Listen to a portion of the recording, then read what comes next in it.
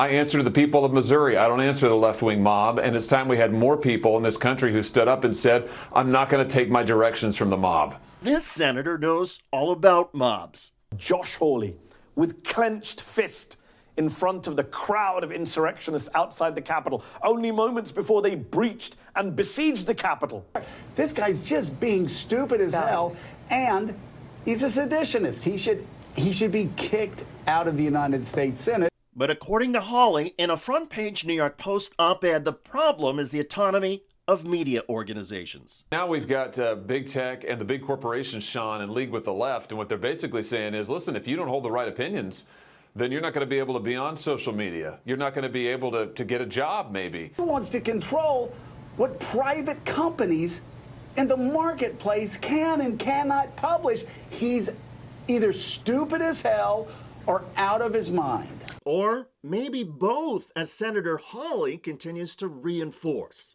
Hello, everybody. I'm David Shuster, and thanks for joining us. Missouri Republican Senator Josh Hawley is now telling reporters he never sought to block the election results and was merely trying to give a voice to his constituents. Actually, polls from Missouri show that a majority of Hawley's constituents hated the storming of the U.S. Capitol and opposed Hawley's efforts to block the Electoral College. And to the extent that voters were concerned about election integrity was because of the actions of Donald Trump and Josh Hawley. You see, Hawley started sowing doubt about the election just days after November the 6th.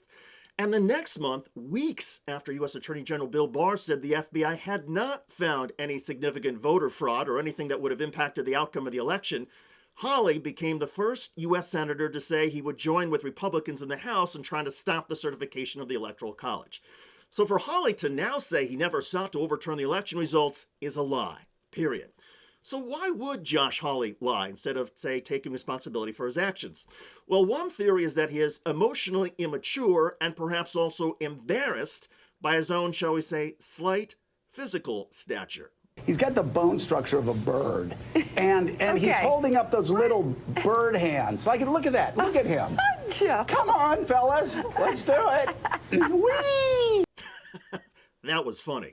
Anyway, Hawley is now deflecting, or at least trying to deflect from the controversy he created by appearing night after night on Fox News and focusing on social media companies that he claims are trying to squash Republican voices. It is an unbelievable attempt by big business, big tech, and the left to try to censor all dissent, to try to shut down all opposition, to try to silence half of America. Again, it is teeing up more condemnation of him.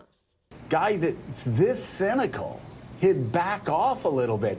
But I will say this, I've met a lot of people that have gone to Ivy League schools that are just stupid. Several former professors of Hawley and even a political mentor, former Missouri Republican Senator John Danforth, say they are ashamed to have ever been associated with Josh Hawley.